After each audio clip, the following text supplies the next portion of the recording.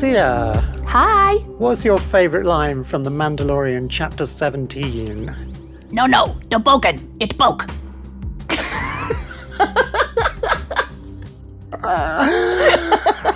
Oh well, that ruins my choice. Does that mean you have to re-choose? It does, yeah. I don't have many choice. I haven't got many quotes listed. It's quite hard, this one. Okay. Hey, Branwen. Hi. What is your favourite line from The Mandalorian Chapter 17? Avast, Mandalorian! I also had that one written down. So we literally had the same choices. Ones. Amazing. We're so in each other's heads now. Uh-oh. That's so funny. You're listening to Sisters of the Force, a Star Wars podcast with me, Branwen. And me, Seah. And today we are kicking off The Mandalorian Season 3. Yay! Having finished Book of Boba Fett last week, which was amazing with lovely Mary. Yeah. This is a wild episode. This is quite a wild episode. I remember watching it for the first time and I had no idea what to expect. Having initially left Mando at the end of season 2 with this whole Luke Skywalker episode and all sorts of shenanigans going on. Yeah. And then the weird Mando drop in Book of Boba Fett. Yeah. And I was like, what on earth are we going to get next? Yeah. Where are we going? What's his next mission? And I was not disappointed in just the surprises and the kind of unexpectedness of the whole thing. It's really cool.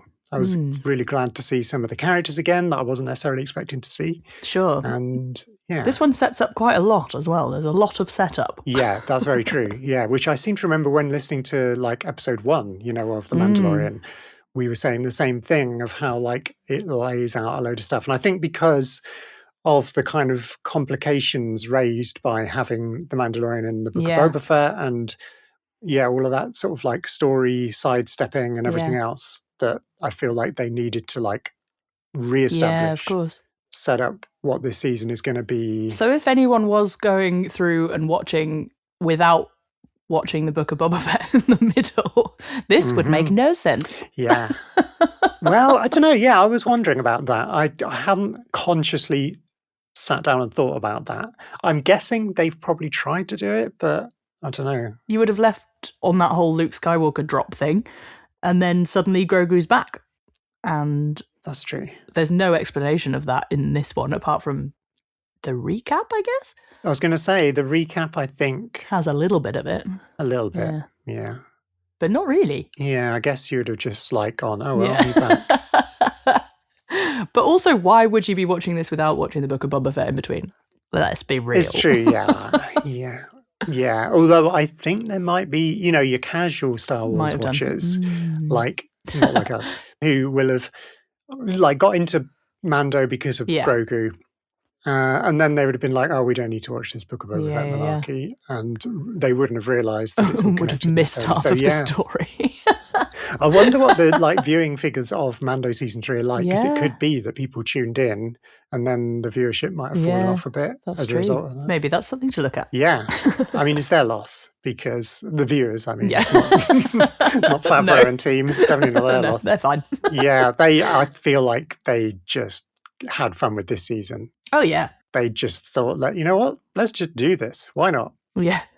Okay, so here's my confession. Yeah, okay. I haven't finished season 3. Okay. So you don't need to confess that. I mean, I started. Well, this is where the confession comes in. That's context for the confession. The confession is I started season 3 last Thursday. Yeah. And I watched most of it. How many episodes is it? I watched all but the last 3 episodes. Okay, yeah. So I did a classic Seah binge, is what we like to call that. Yeah. I just sat and binged all of it. That's a good 3 or 4 hours of TV. Yeah. Nice. I'm good at that. And then I had to go to work, so then I had to stop. But today, when I rewatched the first episode, ready, there was a little tiny voice in my head going, watch the last 3, watch the last 3, watch the last 3. But you didn't. And I went, if you watch the last 3, you are going to be useless for recording a podcast about episode 1 this evening. I get it. Yeah, that would have been confusing. Very confusing. So guess what I'm doing after this? Yay! That's cool. I'm sorry, my dad is calling me. Let me just... It's because he heard about my binge watching. Yeah, he's like, let that ring how out. dare you watch that many episodes of TV in one go? I don't think he would, actually. I think he'd condone. I think there's a reason I'm like this. If you're listening, hi Mike. How are you? I miss you. Haven't seen you for ages. And by the way, Seah's allowed to watch as many episodes of Star Wars television as I like. as she likes. We'll answer my phone to my father later on a separate podcast. That could be a bonus episode. Yeah. Anyway. Okay. So I don't know why that was a confession, really, because I think most of season 1, you hadn't watched all of them. You'd watched, yes. I think you did watch as we went. I think I watched a bit as we went, and then I was a bit ahead. Yeah. And then I came back. Yeah. That's cool. So this is the Apostate. Yes. Is that how you pronounce Apostate? Apostate, yeah. Yeah. Yeah. I had to look that up because I didn't really know what it was. So. What an apostate was? Yeah. Interesting. I think I am far too into cults to... I mean, I'm not into cults. What are you trying to tell us here? That was such a weird way of saying it. I'm fascinated by cults. So interesting. Yeah. I know what an apostate is. And yeah. Well, we got one. We got one in this episode. He is part of a cult. It's incredibly culty. It is, yeah. We have said that before. That I mean, this whole opening sequence is so it's ritualistic. Yes. My first note is we open on mysterious flutes and hammering, which must mean the armor is around. Yeah. It's the clue. Yeah, I spotted, my first note was something about sound design as well, of the forge. Yes. Before we've even seen the logo, the helmet thing, which normally the helmet thing and the first Star Wars logo has that tune with it, but they've kind of stopped doing that, which I quite like, that they've integrating the opening sound design. I love something that starts with sound design before the visuals. Yeah. I do like that. Gives you a little clue. Yeah, as a sound person as well. Yes. Yeah, so it was quite a good clue of forge noises, the hammering and all of that kind of stuff. The noise of the, what's it called? The flame thing? Oh. Furnace. Is it furnace? Yeah, I think so. My brain is not working with words this evening, so bear with. Early on, there's a real focus in, I think it's one of the first things we see of the mythosaur on the wall, which is a bit of, which we've already seen. It's nothing new, and it informs just tells us where we are. Yeah, but it is a little bit of foreshadowing, I think. Yes, a little bit, tiny bit. But here we are. We're at a baptism. Yeah, the interesting sound stuff going on with the diegetic drums. The drums are part of the soundtrack, but the Mandalorians are playing the drums. Yeah, in the corridor. Yeah, this is a really interesting place. Yeah.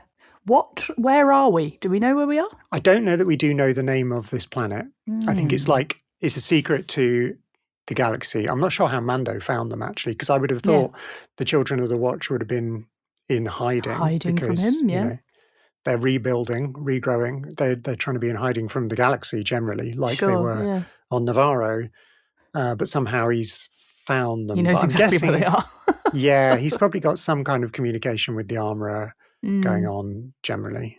Although she's not very happy to see him. No. And to be fair, I think she's he is a heretic. He's been booted and she doesn't see a way that he can ever come back. No, that's true. Even after this whole episode, she doesn't, as we'll get to. Yeah, that's true. I was intrigued to see whether this was shot in an actual place because although they're very clever with the volume and they get cleverer and cleverer, and we had this conversation with the episode The Tragedy, which was shot in the Californian hills, I thought this looks very real. They're in water. Yeah. There is water lapping there, on the shores. Yeah. And there was wind blowing in the kid's hair, I think it was. Yeah. Definitely you could see wind blowing somewhere. But apparently it is in the volume, according to the internet. Okay. Which I don't know how they know. We don't know whether we believe you or Those not. people on the internet. It's apparently based on Lake Powell, which is on the border of Utah and Arizona. And when I say based on, I think they actually shot a load of stuff there to make the 3D imagery, that they need to put on the LED wall in the volume. So Yeah. it is a real, I don't think it's a CGI place entirely, like some of the other locations are. I think it's like, I mean, I'm guessing a lot of the like exterior volume stuff is probably a mixture of real footage of real places, but like mixed with CGI. In with CGI stuff, and I don't know. But it's very realistic looking. And, it is. But it is also very Star Warsy and not of our planet. Yeah. But they've managed to get a whole furnace in there somehow. Yeah, whether they've like built that from scratch. I mean, I think she's probably got a portable... It's the same furnace, isn't it? She seems to like take it with her, but it didn't seem like they had much time when they left Navarro to be packing up a furnace. And then like the last time we saw it was on the Ringworld. Yeah. Which again, like, how would you just like fly How did you transport a furnace to the Ringworld? I bet it compacts down really small. I think I get the feeling that the armourer, she's very, very skilled, and she would like take great pleasure in making a genius design of something that like folds up hinges and little, fold away bits.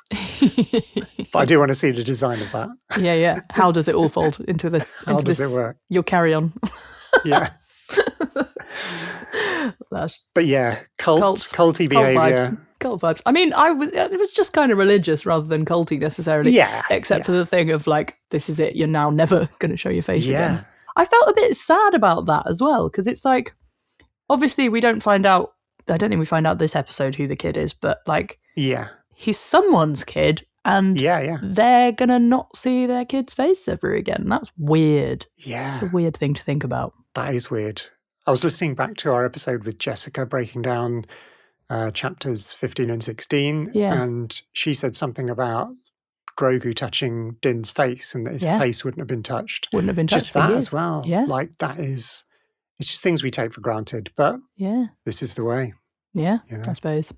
It doesn't have to be, but it's their way. It doesn't have to be, As far as they're concerned, if you want to be a Mandalorian and have all the benefits of being a Mandalorian, which is like protection, brother and sisterhood and all of that stuff, then this is the way. But as we know from the other sects, the Night Owls or whoever they are nowadays, you don't have to do it. No. It doesn't have to be. But anyway, they're interrupted very quickly by a dragon, a water one. Yeah. We've had sand, we've had flying, we've now got water ones. I think Favreau loves, we had ice on the very first planet. Yeah. That big thing. I think he loves his like giant big creatures. Yeah. Which I think is cool. That's very Jon Favreau. Yeah. It's called a lake monster or a dinosaur turtle, apparently. Either way, terrifying. I feel like Team Favreau is not great at coming up with names for things. No. Like a lot of the creature names are just a bit generic. We want Star Wars. There was a sand monster at one point, wasn't there? That's not really... Sand Beast, that's what we had in Book of Boba. Yeah, and like, was it fire... I can't remember what the little critters were on Navarro that... Oh, yeah, like fire... Cara Dune started to feed. Fire meerkats or something. Fire cat, yeah. Just like, have an Earth name and stick a descriptive place in front of it. It's not... Sure. Like, we want Tauntauns and Wampers and... crate dragons and things. Yeah, clever names. George Lucas needs to just give them a whole book of names for creatures. Stuff, yeah. Or get the role-playing game people on the case. Yeah, that's true. Yeah. Sorry. I had a note that this fight is really quite dramatic. Yeah. But they're also pretty screwed before Din shows up. I don't think he's going very well at all. No. We've lost Mandos, Yeah. Paz has got his light heavy, or probably a light repeater on the go, which is doing nothing. Something, but it's not really doing very well. Yeah. No. They try and put the little charges on the back. There's a really weird GoPro shot, like as though the GoPro's attached to somebody's helmet. Yeah. As they're flying off from the thing. I mean, it's a bold directing choice. Yeah. It's kind of weird. Kind of cool. Yeah. But yeah, they're not winning. That's for sure. Until we get that recorder harmonic sound, which we're now getting very used to hearing. Yes. Whatever it is. I've got a recorder. Should we see if I can do it? Oh, you got a recorder? I do have a recorder. I don't think I can do it, though. No, I can't. You didn't even try yours. No, I didn't. I chickened out. This recorder has probably not been played in ages. I stole it from work. Don't tell anyone. Right, next time I'm going to get my recorder out. Okay, we'll learn how to do it for the next episode. And we'll do some little, squawks and annoy everybody. Yeah, he pretty much saves the day. He torpedoes the thing. Yes. The lake monster. I love, right at the end, Grogu just pops up and gives them a little wave. Yeah. All the Mandalorians behind their helmets are rolling their eyes. Yeah. Not this little guy again. So good. I love there was some big brass low notes over the titles. Like, again, they keep reorchestrating the theme. Yeah. Whereas I think for most of season 1, the theme was always the theme, as it's original mix kind of thing. Sure. But now we're hearing it in lots of different iterations, which is great. But then we're straight into Din being quite thoroughly ticked off by the armourer. She is not happy, as you say. She's not having it. She's not happy, yeah. She's not a believer. She's convinced that Mandalore is absolutely unlivable, absolutely toxic, and that the mines will have been destroyed with everything else, which, I mean, I get a point. Like the footage that we've seen and that we now see again of the planet being nuked by the Imperials on the Night of a Thousand Tears, it's like it doesn't look as though there's much left of Sindari. Yeah, completely. And that probably would looks like it was gone underneath. Yeah. Yeah. I mean, obviously, there's a lot of bitterness in her for the fact that they've lost their planet. Din did just save them from the big lake monster, but perhaps that's why she's given him the time of day. That she's let him and Grogu come in and have a little chat. Somewhere he's found this bit of glass. Yes, I had a question about that, which was, when did he find this? Well, I guess I don't know how long has passed between the events of Book of Boba Fett. Okay. We don't really know. Like, he finished up on Tatooine. Did he come straight here? Maybe he's been on a little mission to try and find her, for starters, just because he knows he wants to come back and find out more about what he can do to redeem himself. I suppose he would have been going around asking for Mandalorian. Yeah. If anyone had seen Mandalorians, to try and find them if he didn't know where they were. Yeah, kind of like a rerun of what he did in season 2, just following a breadcrumb trail to them. And along that way, found some Jawas that have got it from somebody else. Yeah. But it does look like it's got the Mandalorian text on it, the particular font that they use. Yes. And he's given him, like, hope that somebody went there to get it. If somebody can go and get it, then somebody can go again, go to the planet. Yeah. And he wants to go there to see if he can find the mines. Yeah. She's doing yet more behind the mask eye rolling. Yeah. She's not having it. She gives a very, eye rolly, this is the way at the end of the scene. Which, is potentially going to be on our soundboard for next week. Yes. Nice. But now we can see Grogu in hyperspace. Grogu in hyperspace is very cute. In his little jumpsuit, yeah. Is Mando asleep at this point? He is, isn't he? Yeah, Mando's just kipping in the cockpit, but Grogu's got a lot to look at. He's looking just at the... Well, is he what are these things? Okay, so he's seeing what are called purrgils. Purrgils, which are like giant space whales that can travel through hyperspace, as we can see, evidently. Right. Yeah. They were introduced to us in Rebels, okay, which is the connection of all Star Wars things. Yeah. And they are kind of nomadic, the way they just travel around, it seems. And Ezra, who's one of the main characters of Rebels, who is Force sensitive, he is very good at making Force connections with creatures. Right. He does it multiple times, and he makes a bit of a Force connection with the purrgils in an episode or two. Okay. And they discover that they can jump to hyperspace. So are they like following the ships through hyperspace, or are they just doing it themselves? No, I think they're just making their way. Okay. And trying to avoid spoilers, but the Ahsoka show, which has often been called Rebels Season 5, is... we might get to see them again, and we might get to find out a bit more about how they operate. And I think this is probably sowing a seed for that. For that later. In case anybody hasn't watched Rebels, at this point, Dave Filoni would have known that he's going to be using purrgils in Ahsoka. So he's like, we need to introduce them in live action. So let's just have a beautiful scene. Yeah. Grogu in hyperspace. Yeah. And they happen to be following some purrgils. Ooh. Well, lush. it's very pretty. It's very atmospheric. Yeah. And then he just kind of pops himself down and goes. Yeah, he gets to sleep. He's So big. cute. He just shuffles himself down and goes and finds his sleeping daddy. And I thought they were going to go straight to... Well, I didn't know where they were going, to be honest. I'd forgotten when on the rewatch. But I'd forgotten that they're going to Navarro. So yeah. We're back to Navarro again. A nice droid welcoming them in space. Welcome to Navarro. Who I think we then see again in the street. Yeah, so I had a question about weird. her because she's like in the street when they see her, she's just like giving off tourist information to no one in particular. Yeah. It's like, is she practicing or is she like I don't know. does she How have an is she audience? doing What's like going on? air traffic control at the same time? Yeah, or is yeah. it just maybe they've got like a protocol droid hive mind thing going on where yeah, maybe. like they're all connected via a network and one Yeah. of them's up in a room somewhere doing the Doing air traffic incoming ships control. thing. Yeah. And then there's others that are doing the Disneyland greeting thing. Welcome to It Navarro. was so weird. She's talking about going to see the hot springs and Yeah. taking in the sights. I was like, okay, cool. Fair.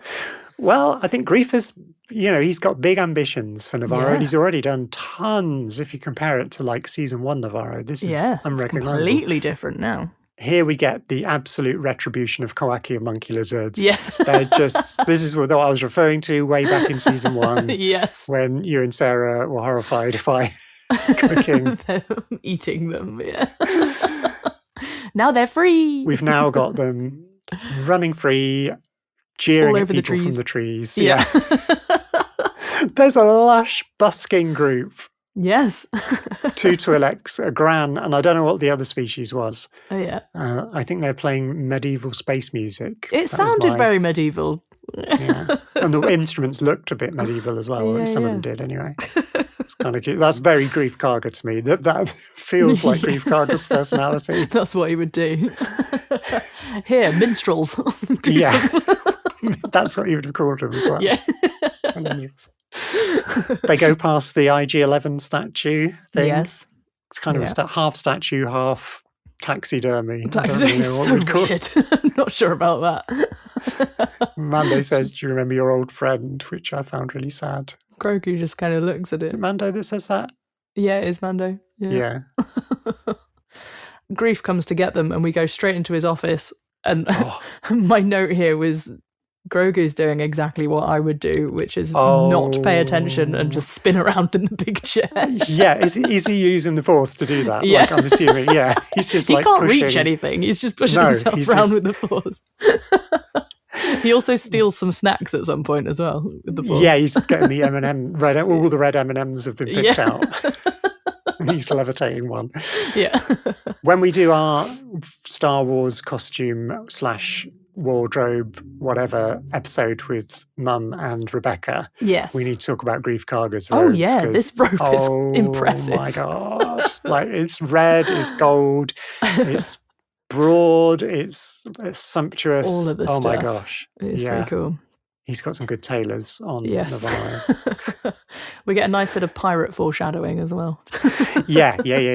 He's talking about them being an official trade spur of the Hydian Way, Yeah. which the Hydian Way was mentioned last time we were on Navarro when Yes. Grogu was having his little blue macarons in the Yes. lesson.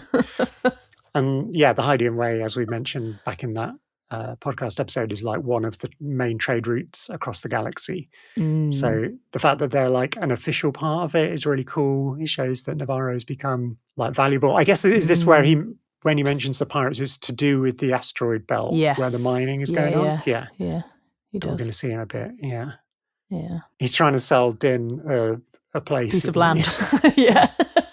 Well, to be fair, I don't think he's trying to sell it. I think he's offering it. He's offering it. He's offering him to come Yeah. and stay and settle down. He's also really dismissive about Grogu's name. He's like, whatever you say. Yeah. Is that meta? Fine. Like, is that meta? We've had a few meta like responses, I Yeah. feel like, to Grogu's name. Like somebody saying, I'm not calling him that. Yeah, Like, Pelly which is said, what I'm a not lot- calling him you. Yeah. Not calling you that. What a terrible name. Which is what the fandom is all saying. And then Grief is just like, yeah, whatever. Which is Whatever, like yeah. what the rest of us are doing. Shall I use called Grogu? Yeah, fine. Yeah, It's all fine, good. whatever. But yeah, Oh, dear. Mando's not keen. I mean, I think he is part of him is like contemplating, Mm. kicking back, relaxing with his kid on a nice planet. He's quite determined, though, isn't he, that he's going to go and bathe in these mines? Yeah, he's got to rejoin his cult. Yeah. And in order doesn't to wanna- rejoin the cult, he needs to find a droid. And he wants one droid in particular. One particular droid. But before they get into that, this is where the protocol droid comes in and gets his title wrong. Yes. Magistrate. No, High Magistrate. So funny. For a kind of, not species. Yeah, they kind of are a species who are so well programmed with etiquette and protocol. Protocol droids are always messing up. Titles. Like, they're always getting things like that wrong. 3PO was doing it all the time. And I used to think, oh, maybe it's just 3PO's got a glitch. But it happens with other protocol droids as well. We need some better AI. Yeah, they're not a fan of the title-y things. Yeah. They just can't do titles. But yeah, Vane, the Nikto pirate, who we're going to get to know a lot more of beyond the Mandoverse as well. Really? Ooh, intrigue. He's coming to other TV stuff, which I love. Okay. Yeah, he's a Nikto, and he's there with his gang, which includes... Short-lived gang. Yeah. There's a Klatooinian, possibly two. There's possibly two Niktos, including Vane. There's a Weequay, maybe There's two. a Weequay, and there's one Quarren, and then there's two something else, I think. There's a little Trandoshan who looks really short. Yeah. Whether he's just standing on the floor, I don't know. Yeah. He looked very short. Oh my goodness! It's time already. I changed my mind lots of times about this, but Okay, tell me. we're going with something a bit generic. Generic. Okay. Like, it'd have been ezy to just pick another one of those alien species, which is what I've done a few times with Sure. End Geek Girls. And by the way, listener, if you've never listened before, This is a thing. This is a thing. It's called End Geek Girls. We refer to one component from an episode of whatever we're covering and relate it back to Star Wars role-playing game, which was made by a company called West End Games back in the late 80s, early 90s. And yeah, I thought we'd just go back about pirates a bit, because pirates are a very important part of the Star Wars galaxy. We hear about them a lot. They've been around for a long time. But in the original trilogy, which is the only thing really that predates the role-playing game, they weren't really dealt with. Okay. They were mentioned, like Lando calls Han a pirate. A pirate, yeah. And I think pirate might have come up in Han and Leia's conversation once or twice. I think she's called him a pirate too. Yeah, but there's never been an actual reference to an actual pirate in the original trilogy. Right. As I remember. So the West End Games early version of the role-playing game did flesh out pirates in quite a lot of detail, which is really cool. In fact, in the very original rule book, the very first book that came out, one of the character templates at the back was for a pirate, which I remember when I bought the book, I was like, oh my God, this is so cool. I want to play a pirate. I never did, because there were so many other cool things to play. Yeah. And I ended up playing a smuggler, which is like, standard. Bit more obvious, but hey. If I ever play again, I might play a pirate. Possibly as a result of what I'm about to talk about. So the character template that they give you has got like some information on the back of the character sheet to just tell the player a bit about that particular pirate. Sure. And it says, so I thought I'd read that because it kind of gives you an idea of what West End Games thought pirates were in the world of Star Wars, as like the original version of the Star Wars pirate. So you were just a kid, and when you were offered a position in the crew of insert ship name here, you jumped at the chance. Finally, away off the hick planet you grew up on, you realised the ship was a little disreputable, but you hadn't realised you were hooking up with the genuine article. Desperate, grizzled pirates thirsting for gold and the blood of innocence. Are matey.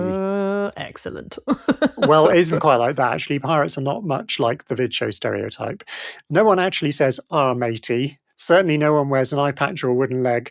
Give modern medicine some credit. And you've never known a pirate who made anyone walk the airlock.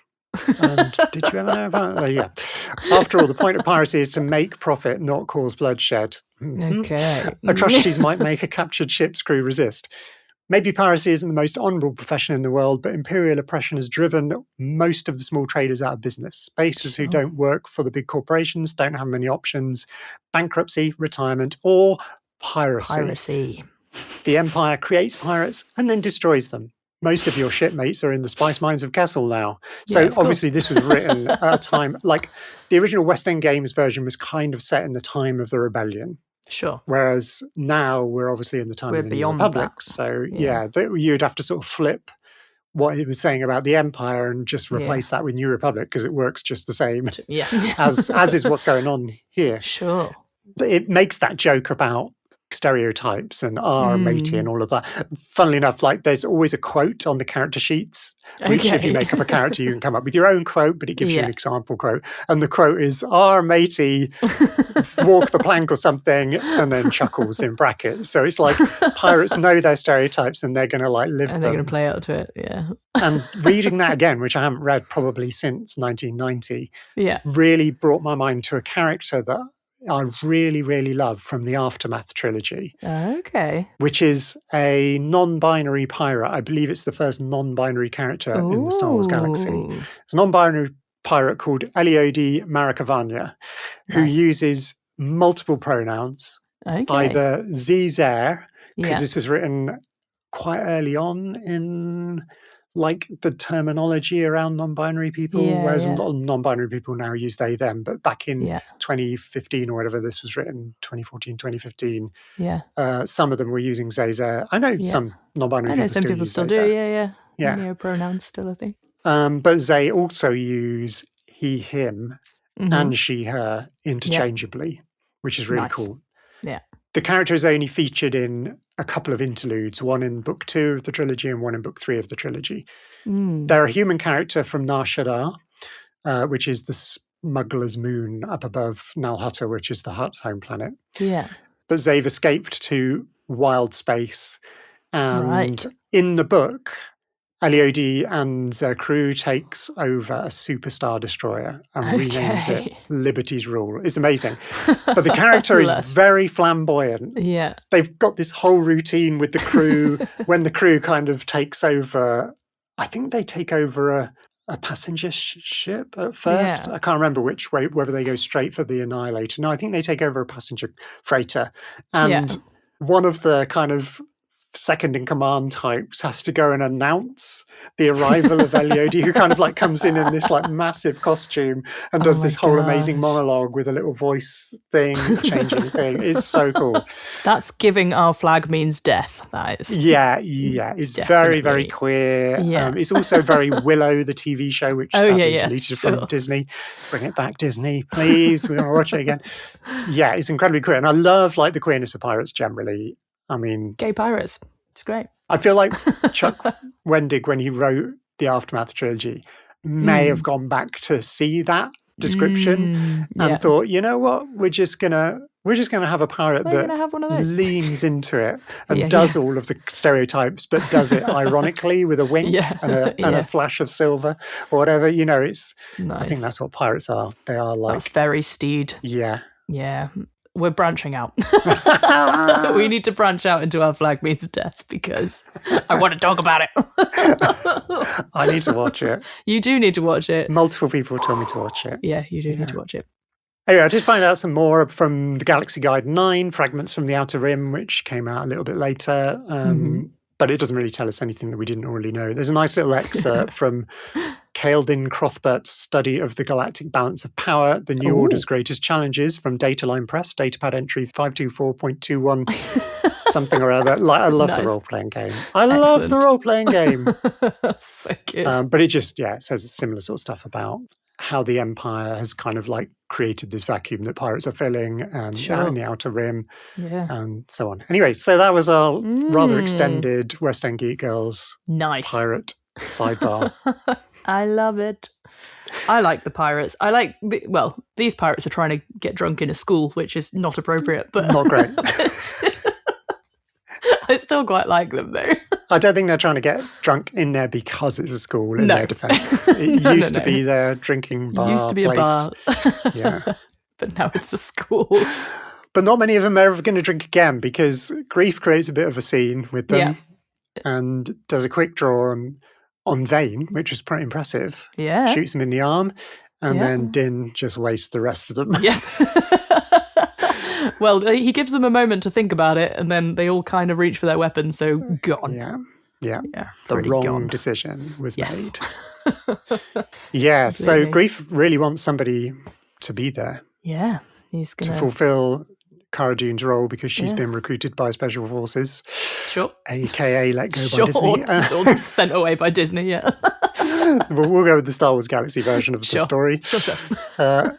Gideon gets a name drop. Yeah. Yeah, he's been taken to the War Tribunal Yeah. by the New Republic. Foreshadowing. So he needs somebody, to be a marshal, but Din's not going to do Din's it. not having it. Yeah. He is there only for IG-11, and my note there was, of course, he's stubborn enough to only want IG-11. Yeah. He can have any droid. He just wants IG. I think it's because it's... Yeah. Is it because it's the only droid He's ever that trusted. he's had sort of positive feelings for? I mean, I think he's warmed a bit to some of Pelly's droids. Yeah. Especially that little cute BD unit that helped him make the N1. Yes. Which will forever live in my heart. Yes. But I think, like you say, it's the only one he trusted. Yeah. However, so, yes. it's not going to go well. My note here was, oh no, he's scary again. Smash him. Have you ever seen John Carpenter's The Thing? Yes. You know the scene where they're like doing an experiment and the head thing falls off and sprouts legs and starts running across the floor? It totally reminded me of that because they're sort of doing surgery on the droid, hooking her up to the power. The head falls off and it just starts dragging itself across the floor. Dragging itself in a very menacing fashion. It's terrifying, Very I scary. think because... I mean, I mentioned The Thing. There are other horror films that have done a similar, of course, part of a body or whatever pulling itself along, even though it's a droid, which shouldn't be disgusting in the same way as like part of a sentient body or anything. Yeah, but it still kind of is. It's still pretty gross. It's got his red lights are back on, which is the sign that he's bad. He's evil, yeah. And That's how we know. I thought I saw the protocol droid push the bust of Grief. The protocol droid did push the bust. Okay, yeah. It was the protocol droid that saved them. Yeah, one droid destroying another. Destroyed a different one, yeah.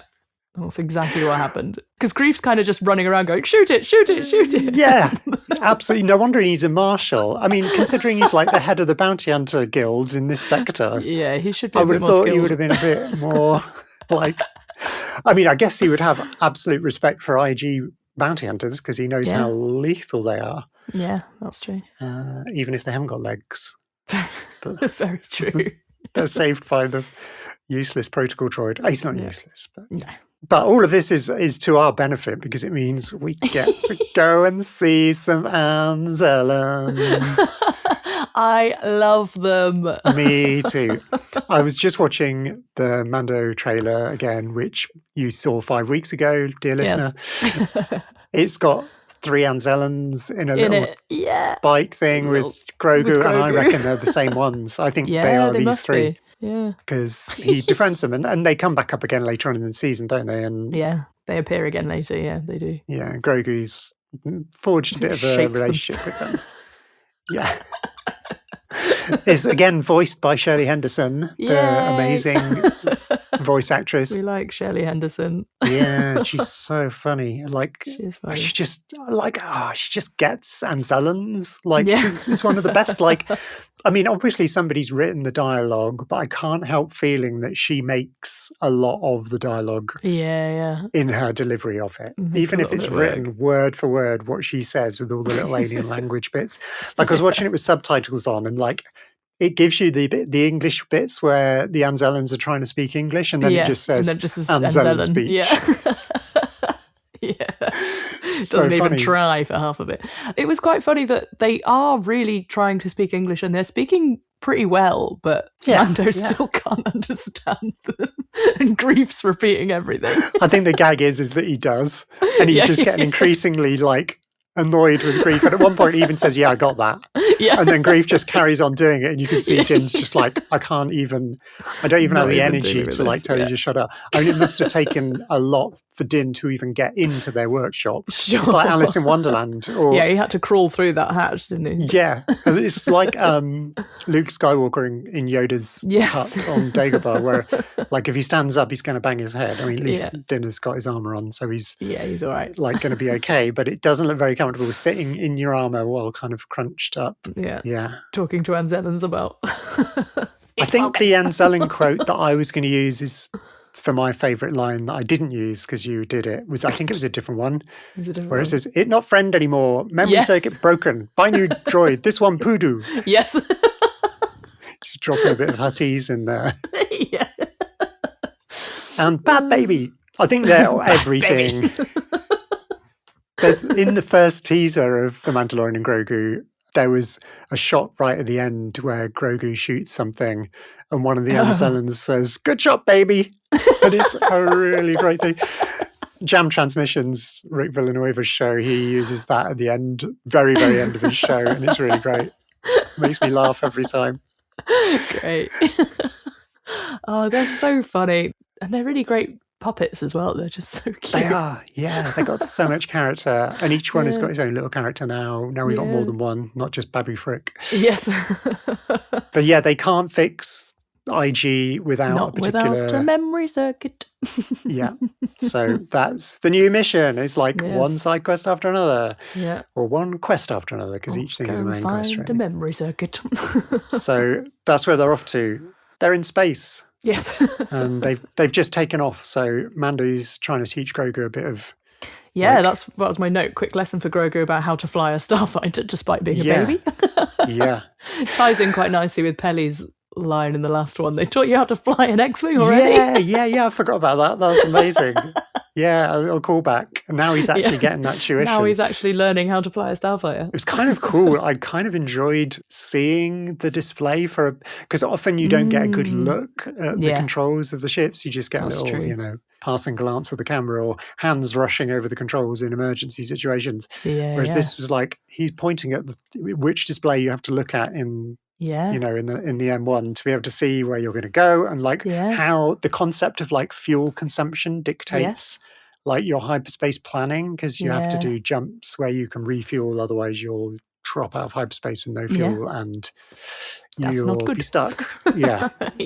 So but the lesson is interrupted by pirates. Vane has come back with 5 more. Yes. Including a Shydop, which was... Okay, this jumps back to, again, the episode we had Jessica on for, which was chapters 15 and 16, when in The Believer, they're going to get the location of Moff Gideon from the Rhydonium plant. Yes. And they were attacked by what... Pirates. Somebody, I can't remember who called them pirates. Somebody called them pirates. Anyway. Mayfeld called them pirates. Mayfeld called them pirates, yeah. And I think on that podcast episode, we discussed as to whether they were even pirates, because if they're pirates usually plunder and steal. They're trying to steal stuff. But these pirates were just trying to blow up the Rhydonium. Yes. And I think we came to the conclusion that maybe they were trying to stop it getting into the Empire. But I never felt like pirates would do that. So maybe they weren't pirates. But they did look like pirates, and this race evidently has pirates among them because there's one flying one of the fighters. And I just thought I'd sort of circle back to that episode. Excellent. Rather than just like, oh, there's a Shydop. We learned that the other day. It's like, there's a Shydop. We've seen them in the context of pirates. Maybe they were pirates. Yeah. We get a fairly classic asteroid field chase. Amazing dogfight. Some pretty fast ships. The N1 is like all over the place. It's so cool. I think this is my music favorite moment is during this dogfight. There's just like a really epic horn rendition of the Mando theme. Yeah, there is. Super high energy and beautiful. Grogu's just giggling the entire time. Yeah, he does not get fazed by combat. No. He's just never really seems to be concerned. I think he knows like Din is just going to wipe the floor with these guys. Yes. Yeah. Which he sort of, like he takes a few out, or 1 or 2, I think. Yeah. But then... Big ship. We emerge from behind, an asteroid to see this giant capital ship, which is so cool. What a cool looking ship. Which is captained by Gorian Shard. Yes. A walking lump of moss. What do or seaweed is what I thought. Yeah, that's what it is, seaweed, isn't it? I thought seaweed because pirate. Yeah, 100%. Yeah, of course. What is he? I don't know. I didn't look it up. It's not somebody that I've ever seen before. Okay. Should we do a live Google? A live Google? Yeah, go for it. It's not the first time we've done a live Google. on this podcast. We have started to recently do a bit of on-the-fly research because, you can't cover everything.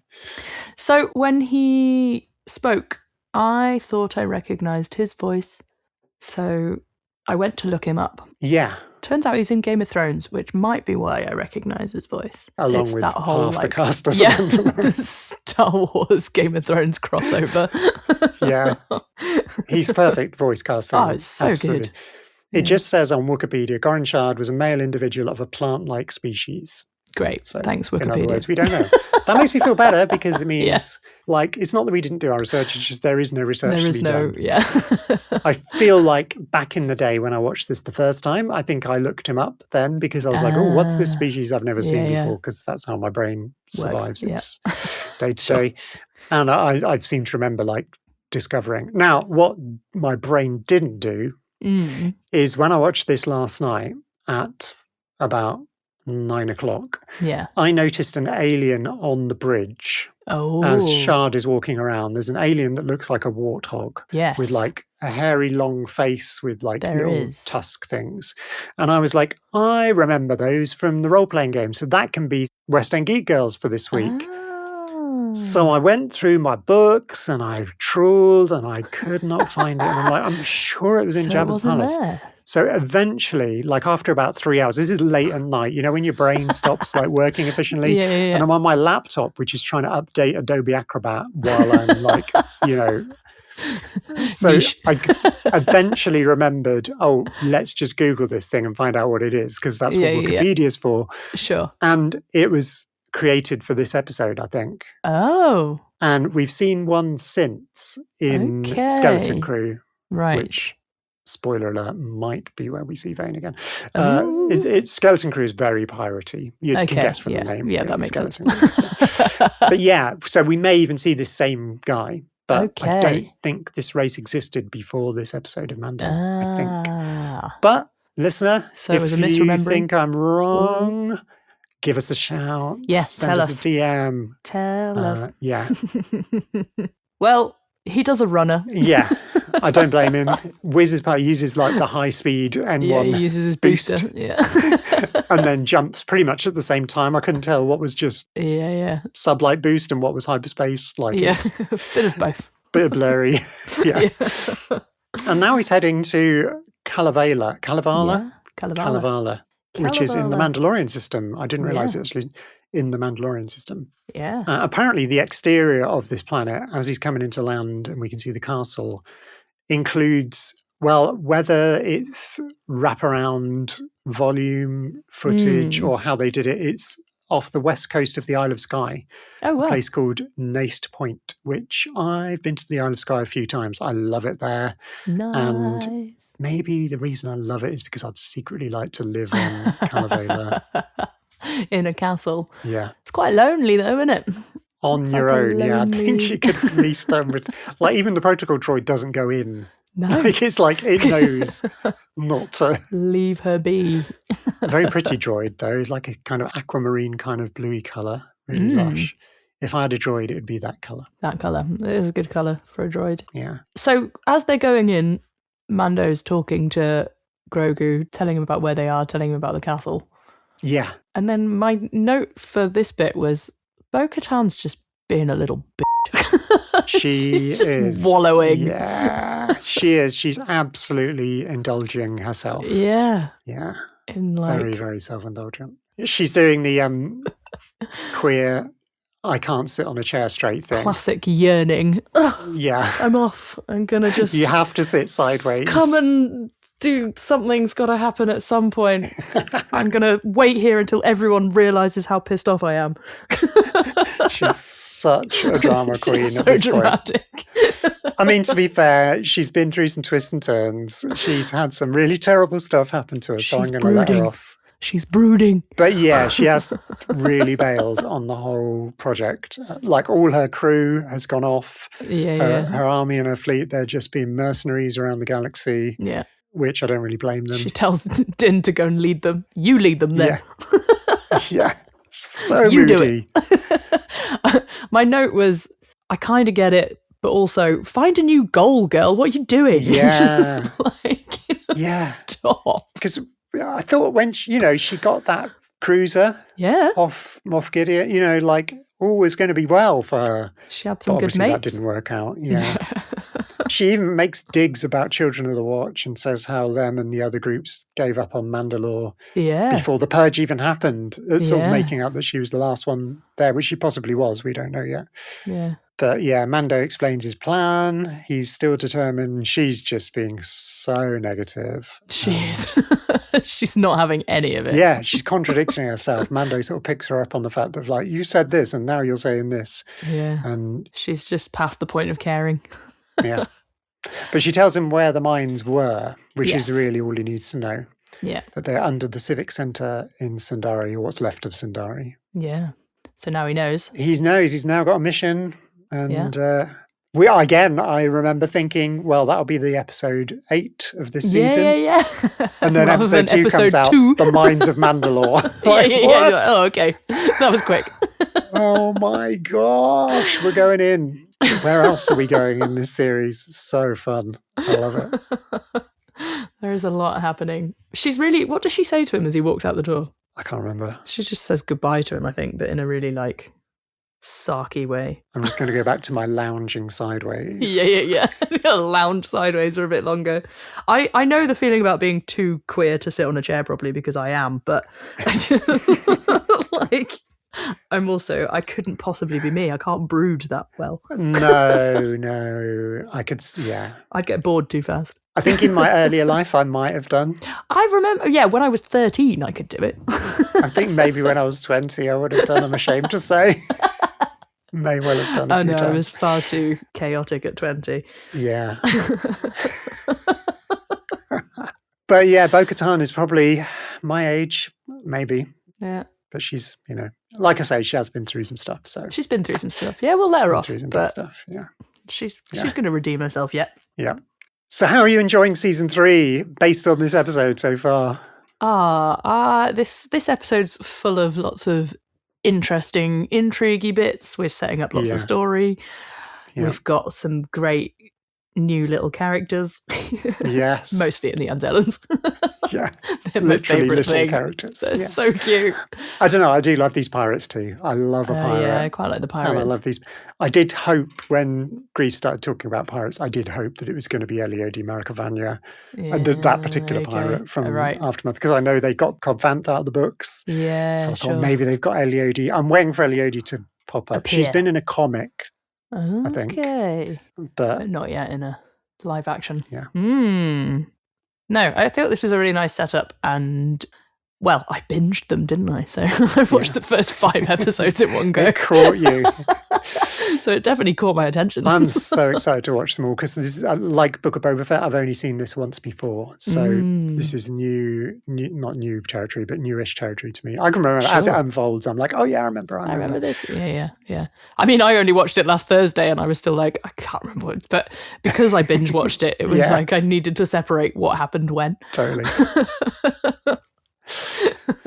But yeah, we'll be back for episode 2, chapter 18 next week, which I'm very much looking forward to. We got a little Mando just recorder. Learning how to replay my recorder. That was the thing. Ludwig would be cheering you on. There you go. That's all you're getting. It's good enough for me. We'll build on it. It would help if I knew where the notes were. Go and follow us on the platforms. Yeah. Housekeeping. Get on Instagram with us. There's a nice little vibe going on Instagram in the Star Wars community at the moment as we're coming towards the Mandalorian and Grogu film. It always gets hypey in the Star Wars space on Instagram. Very exciting. Blue Sky, as always nice vibes on there. Yeah. We're on Facebook as well, Sisters of the Force Pod. Branwen might look at you on Facebook, I won't. Yeah, it'd just be me. And YouTube as well. You can go and follow our YouTube channel, Sisters of the Force. We're having lots of chat with Jessica on there lately, so we need some more commenters. Please. Go and chat with her. That would be great. And yeah, big shout out to you wherever you're listening. Yeah, and tell someone that you like Tell somebody who you like. Or you don't Star like. Wars. Yes, anybody We who don't likes really Star mind. Wars, like them or not, send them our way. But until next week, we'll see you soon. Bye.